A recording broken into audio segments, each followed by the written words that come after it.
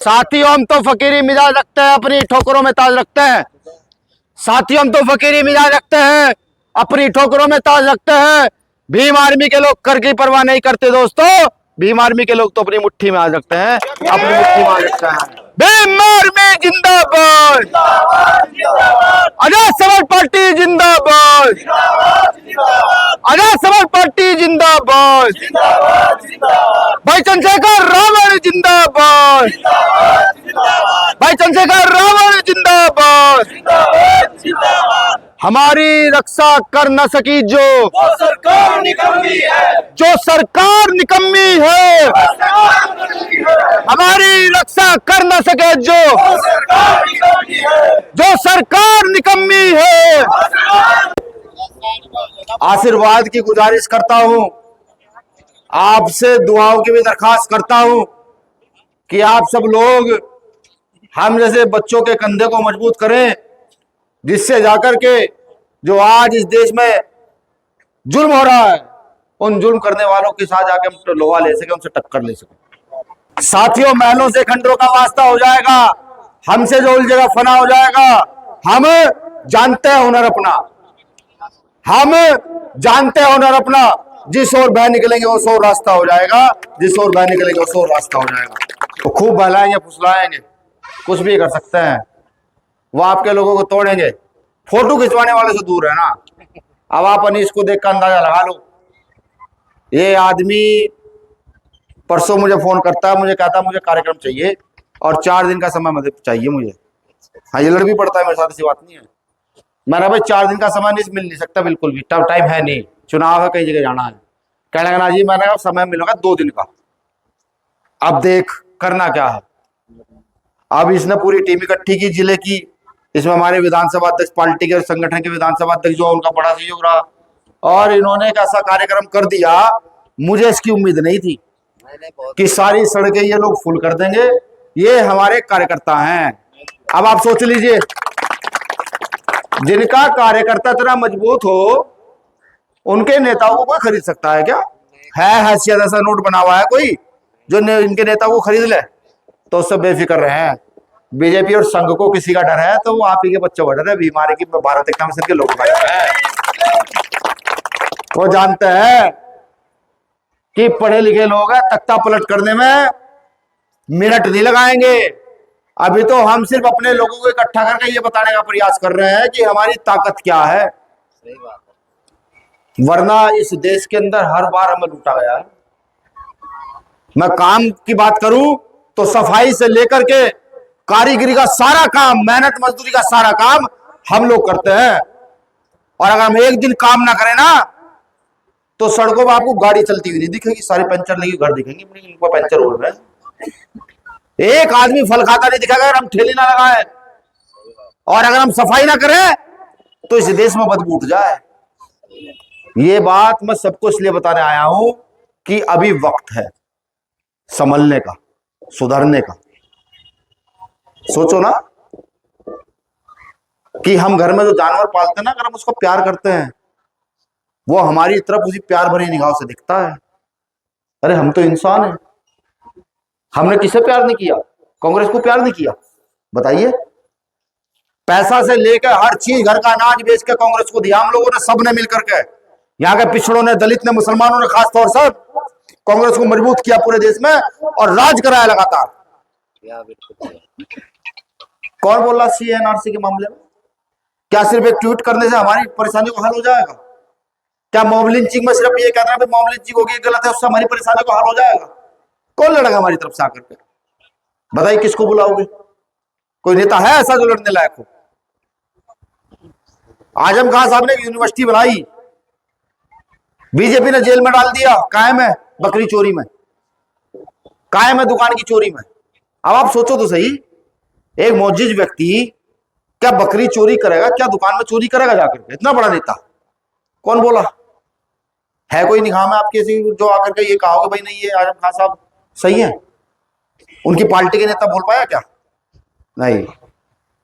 मैं ये बताने का प्रयास कर रहा हूं, अगर कोई आपके दुख में सुख में नहीं खड़ा ना, तो उसको बिल्कुल छोड़ दो, उसके साथ बिल्कुल मत दो, चाहे घर का आदमी क्यों ना हो। अगर आपके मरने में, जीने में, उठने में, बैठने में, बीमारी में, शादी ब्याह में अगर कोई आपके साथ नहीं खड़ा तो उसको बिल्कुल त्याग दो, उसे कह दो तेरा हमारा कोई संबंध नहीं है, क्योंकि हम जानवर नहीं, हम इंसान हैं। और जब तक ऐसा नहीं करोगे ना तब तक पिटते रहोगे। मेरी बातें कड़वी जरूर लगेंगी, लेकिन आज ये दलित, पिछड़े, ये मुसलमान, ये सिख, ये ईसाई, ये सब पिट पिट के इकट्ठे ही क्यों हो रहे हैं? जब इस देश में लोकतंत्र है और सबको पता है कि जिसकी जितनी संख्या बारी उसकी उतनी हिस्सेदारी के तहत हम अपना राज स्थापित कर सकते हैं।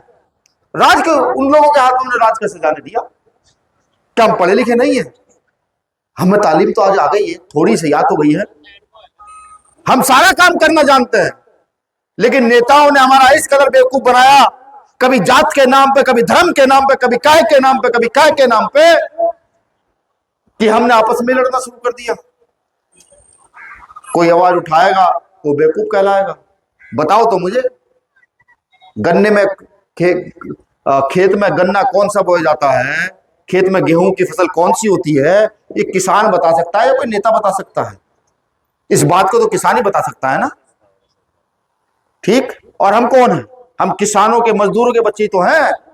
जब किसी को यही नहीं पता खेत में कौन सी फसल होनी है, वो संसद में जाकर हमारी क्या खाक आवाज उठाएगा? अभी वक्फ बोर्ड का मामला आया, ये छोटा मामला नहीं है ना, कोई कहता हो बहुत छोटा मामला, नहीं। वक्फ बोर्ड में जमीनें हमने अपनी मर्जी से दी, जिनके औलादे नहीं थी, कुछ को दान करना था, कुछ को पुण्य कमाना था, किसी भी कारण से नहीं, हमने दी और अपनी दी। सरकार की क्या हिम्मत है उसको छीनने की? और क्यों छीन लेगी भाई? दूसरी बात, सरकार ने फरमान सुना दिया। कौन नेता ऐसा है जो चीख रहा है ये गलत है, ये गलत है? कौन नेता ऐसा? इस पर विचार करने का विचार सभी बुजुर्गों को करना चाहिए।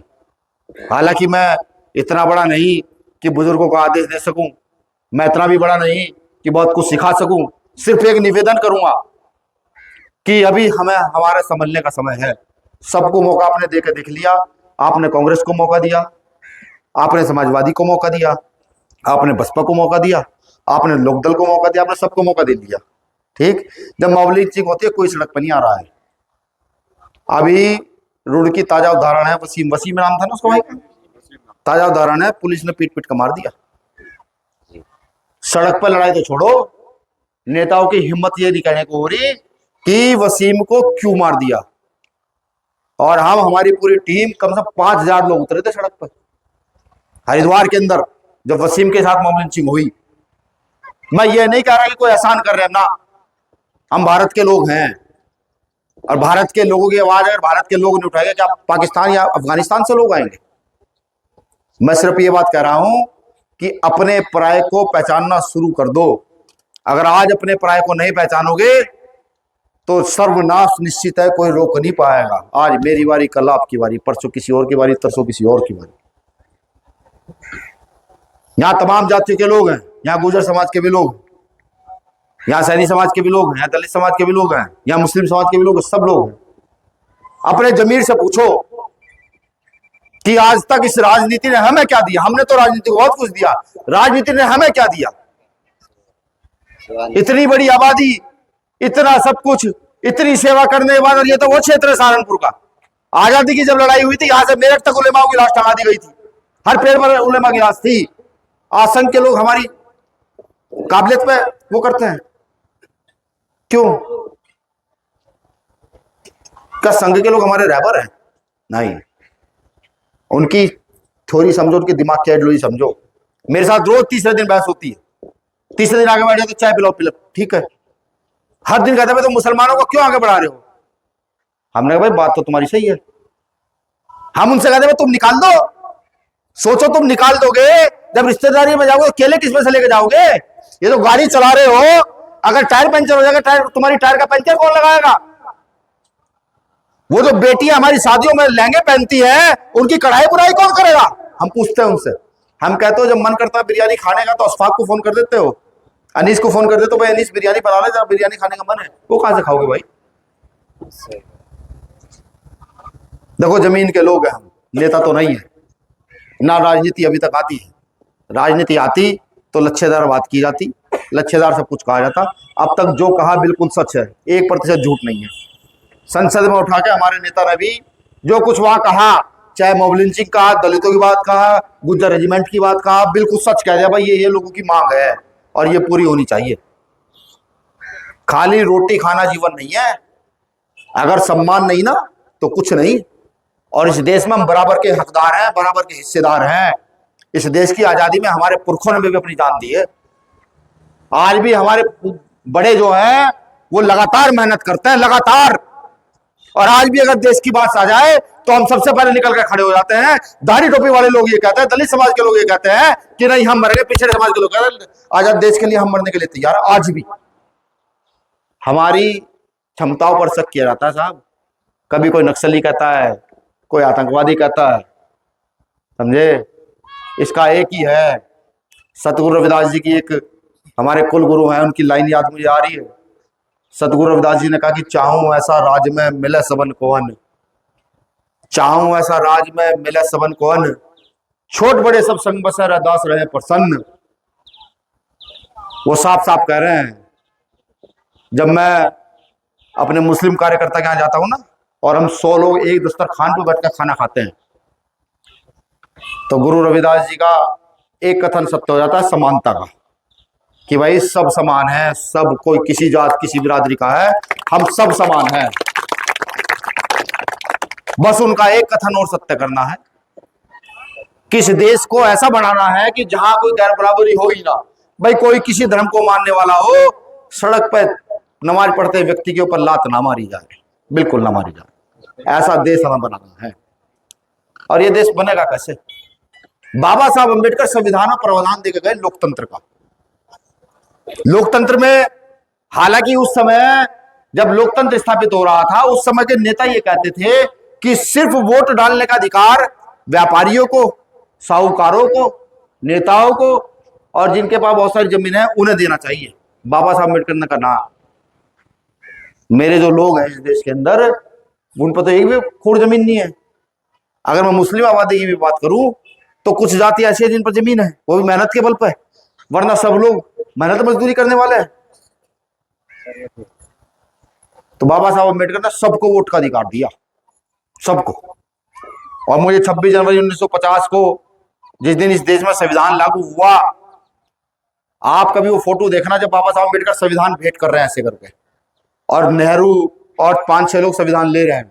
जिस दिन आप उस फोटो को देखोगे ना, तो आपको एक चीज का एहसास होगा। वो जब देखोगे तो अपने आप भी देखना, अपने आप एहसास करना, भाई बाबा साहब अम्बेडकर की इस संविधान को देते हुए खुश कौन व्यक्ति हो रहा है, वो आपको पता लग जाएगा कौन खुश हो रहा है। 26 जनवरी 1950 को जब बाबा साहब अम्बेडकर संविधान को लागू करवा देते हैं और वो संसद से बाहर निकलते हैं, और तो उनके एक नेता, उस समय के नेता कहते हैं भाई डॉक्टर अम्बेडकर संविधान लागू करा दिए हो। उन्होंने कहा हाँ, कि क्या फायदा कर दिए हो? हम तुम्हारे लोगों को डराएंगे, तुम्हारे लोगों को धमकाएंगे, तुम्हारे लोगों से भी मतलब समझना। बाबा साहब अम्बेडकर के जब उनको पढ़ते हैं तो समझ आता है उनके लोग सिर्फ दलित आदिवासी नहीं, वो लोग जो इस देश में गरीब हैं, वो लोग जो इस देश में मजलूम है, वो लोग जिन पर लगातार अन्याय अत्याचार होता है, वो सब लोग डॉक्टर बाबा साहब अम्बेडकर के लोग कह रहे हैं। बाबा साहब कह रहे हैं हम लोगों को, मैं जब उन्हें कहा जाए हम तुम्हारे लोगों को डराएंगे, धमकाएंगे, राजा अपना बनाएंगे। बाबा साहब अम्बेडकर कहता भाई मैं जानता हूं तुम्हारे पास हथियार भी हैं, पैसा भी है, जमीनें भी हैं, सब चीजें हैं, तुम मेरे लोगों को डरा दोगे, धमका दोगे, गरीब लोग हैं। भाई जब बच्चे को भूख लगती है तो आदमी चोरी के लिए भी उतारू हो जाता है, चोरी भी करने पहुंच जाता है। जब बच्चा बीमार होता है तो भीख मांगने से भी वो पीछे नहीं कुताई करता। बाबा साहब कहते हैं कि जिस दिन मेरे लोगों को समझ आ गया, इस लोकतंत्र की ताकत का पता लग गया, इन वोटों की ताकत का पता लग गया, उस दिन मेरे लोग उठ खड़े होंगे और किसान, मजदूर, कमेरे वर्ग को इकट्ठा करके इस देश में किसान कमेरों का राज स्थापित कर देंगे। और उस दिन तुम याद करना कि तुमने मुझे क्या कहा था। लेकिन अफसोस, हमने मेहनत तो की, लेकिन हमने ये नहीं सोचा कि मैं मेहनत कहां करनी है। ये मैं इसलिए नहीं कह रहा कि हमारा भी राजनीतिक दल है, नहीं, मैं सिर्फ इसलिए कह रहा हूं कि अगर हक की आवाज भी कोई नहीं उठा सकता तो मर जाना बेहतर है। हम सब लोगों का मर जाना बेहतर है। अगर सम्मान का जीवन हम नहीं जी सकते तो जीने का कोई मतलब नहीं है, बिल्कुल मतलब नहीं है।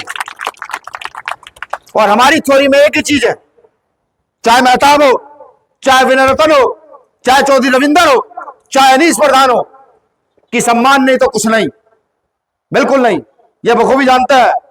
कहां गया अनीस? ये एक दिन फोन किया, भैया ऐसा सा हो गया है, किसी मौलवी को पीट दिया होगा, चाहते क्या हो? भैया आंदोलन करना। मैं पहले जाके कोतवाल से बात करूँ, मेहताब वेहताब सारे गए इकट्ठे होकर। कोतवाल ने कहा भाई तुम बीमारी वाले नायक हो। ये पुलिस कहती है इन्हें, भाई तुम नायक हो बीमारी वाले, नीला पन्ना डाल के ना फोन कर दे करो, थारा काम हो जा कर। पुलिस कह रही है। सरकार किसकी है? बीजेपी की सरकार है ना। नीला पन्ना डाल के कौन जा रहा है? मुस्लिम जा रहा है ना।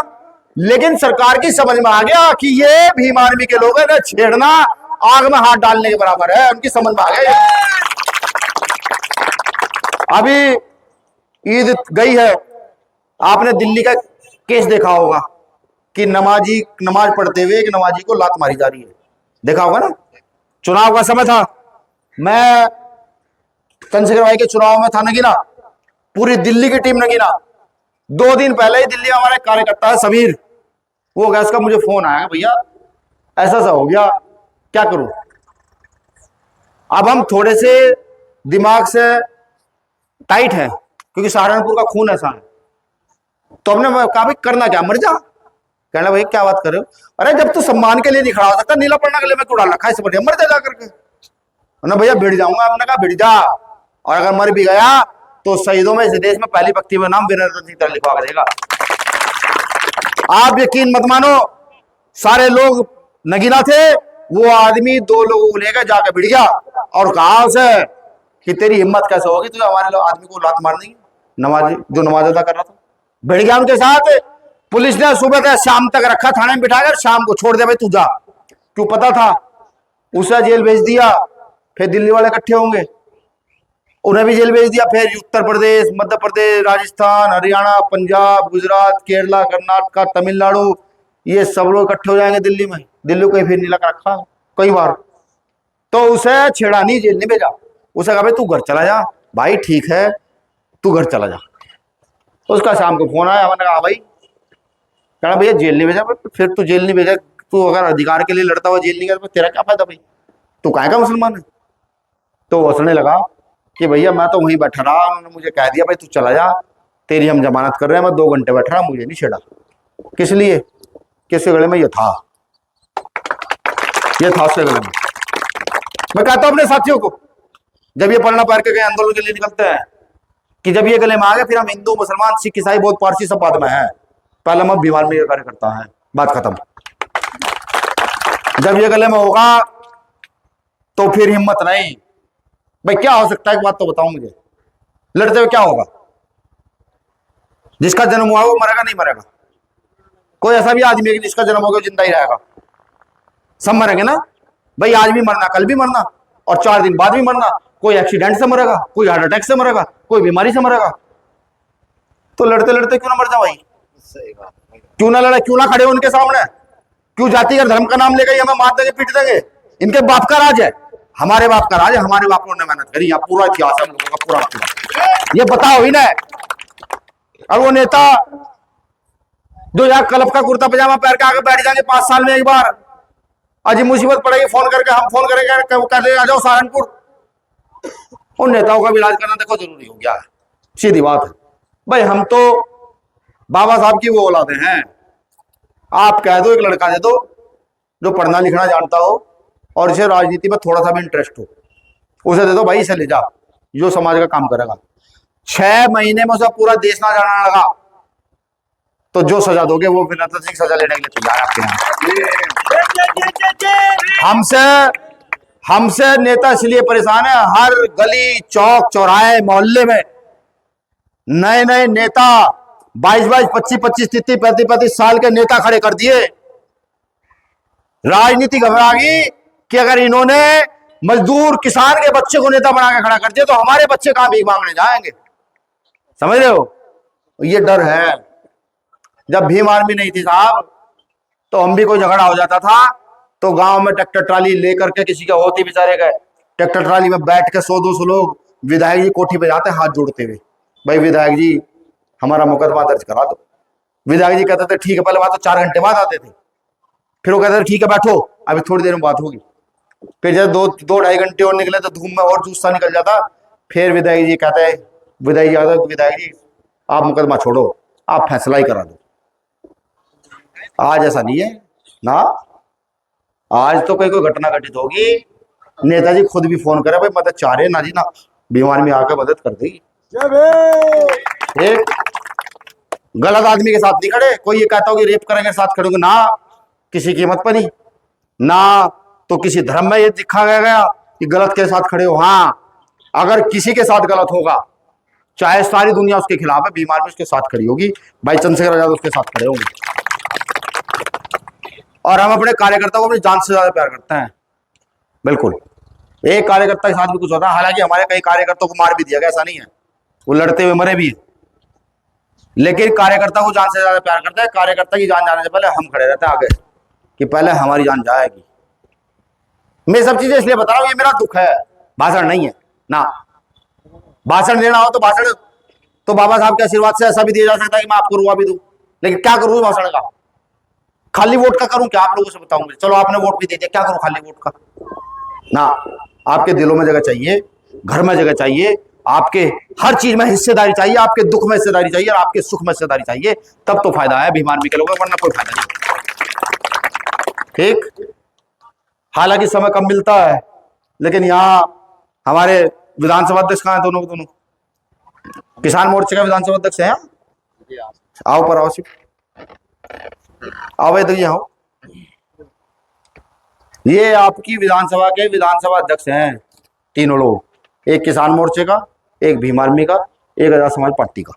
मेरी जो सीनियर लीडरशिप है ना, उनका नाम मैं पता किसलिए ले रहा, कोई परेशानी हो सिर्फ ये नहीं बताना, ये सोल्यूशन करके ला देंगे। एक तरफ एमपी खड़ा हो और एक तरफ विधायक खड़ा हो और एक तरफ ये खड़ा हो ना अकेला, मेरा कोई सा विधानसभा अध्यक्ष, तो हिम्मत नहीं पड़ेगा। अगर आपके साथ गलत हुआ है तो हिला के फेंक देंगे पूरा जिला से लेकर प्रदेश तक, इतनी ताकत है।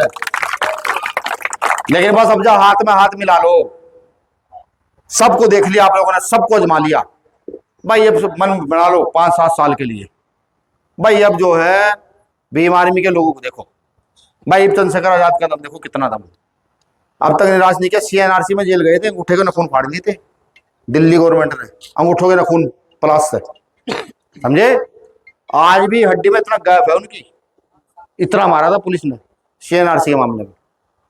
सीएनआरसी का मामला चल रहा था, जामा मस्जिद में बैठे थे, मेरे पास दिल्ली से पुलिस के भी फोन, हमारी टीम के फोन, भैया भैया कह दो उठ जाएंगे। सर्दियों का टाइम था, जामा मस्जिद का गेट बनता, बाहर सीढ़ी बैठे थे, मैंने फोन किया रात को 2:45 बजे। मैं कह रहा मैंने भाई उठ जाते यार, बहुत महंगा फोन आ रहे हैं। कह रहा भाई 2,500 मैंने बैठी है, 2,500 से 3,000। हालांकि मेरा कभी कहना नहीं डालते, मुझे कह रहे तू क्या तो उठ जाऊंगा कि हम दोस्त भी हैं। हमने कहा ना, अगर किसी बहन के बुरखे पर दाग लग गया ना, तो हमारे जिंदा रहने का मतलब कुछ है नहीं। पुलिस ने लाख कोशिश कर ली, सब कुछ हो गया, फिर सुबह 4 बजे पुलिस ने कहा भाई सर चंद्रशेखर शर्त क्या है?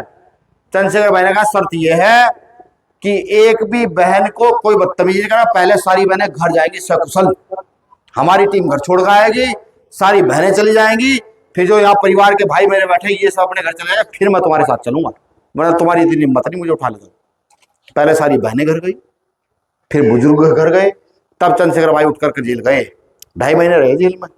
मैं गया एक दिन मिलने के लिए, मुझे मिलने आने की जरूरत नहीं है ना, बिल्कुल मत आओ। लोगों को इस जंग के लिए, इस आंदोलन के लिए तैयार करो, लोगों को याद कराओ आजादी का समय, कि जब यह आजादी थी तब कैसे हम लोग मिलकर लड़ते थे। आज भी वही समय है। आप क्या समझते हो? देश लूटने की कगार पर है, समझे। जिन्होंने इस देश में पहले गुलामी करी ना, अंग्रेजों के टाइम पे कौन गुलामी करता था सबको पता है, बताने की जरूरत नहीं है।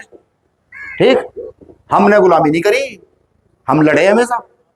ठीक, सवाल उनसे पूछा जाता है जिनके पुरखों ने जान दी हो, गुलामों से कोई सवाल नहीं पूछता। कल सवाल आपसे पूछा जाएगा, कल सवाल हमसे पूछा, हम भी आप ही से पूछेंगे कि जब यहां बीएसएनएल बिक रहा था, जब यहां सरकारी नौकरियों को प्राइवेट किया जा रहा था, जब यहाँ की जल जंगल जमीन बेची जा रही थी तो आप लोगों ने हमें तैयार क्यों नहीं करा, क्यों नहीं कहा भाई उठो खड़े हो और मरने के लिए लड़ने के लिए तैयार हो जाओ? पूछेंगे बिल्कुल, हम आपसे पूछेंगे क्यों, हमारे पिता आप हो, हमारी औलाद हमसे पूछेंगी। तो इस बात को, इस दुख को समझो। वो जो मॉब लिंचिंग होती है, मॉब लिंचिंग नहीं है, वो एक आदमी की हत्या नहीं है वो ना, वो इस देश का टूटता भाईचारा है कि भाईचारे को कैसे तोड़ा जाए। ठीक, तो इस भाईचारे को और बढ़ाना है तो देखो भाई, जंग में तो साजतें होंगी, हम तो तैयार हैं, ये मेरी टीम तैयार है। अब अगर आप इनके कंधे पर यूं भी हाथ नहीं रख सकते, यूं यूं करके इन्हें हौसला भी नहीं बढ़ा सकते, फिर हमें कोई बचाने वाला है नहीं। और अगर आपने एक बार कंधे पर हाथ रखा, हौसला बढ़ा दिया और कह दिया ना बेटा चल, तो आप राज की बात कर रहे हो, यहाँ की व्यवस्था बदल देंगे। अरे जो मॉब लिंचिंग करने वाले हैं ना, ये घर में ऐसे बिल में घुसेंगे, जीवन में बाहर नहीं निकल पाएंगे, इतने ताकतवर हैं। इस बीच मेरे मुंह से कुछ कड़वे शब्द भी निकले, मैं उसके लिए आप सबसे माफी चाहता हूँ, क्योंकि देखो दुख है, दुख तो कड़वा ही होगा जब अंदर से बाहर आएगा। मैं चाहूंगा मेरे दोनों राष्ट्रीय अध्यक्ष जो हमारे समाज से हैं, आप आ जाएं, और वो क्या नाम, राष्ट्रीय महासचिव, दोनों लोग आ जाए।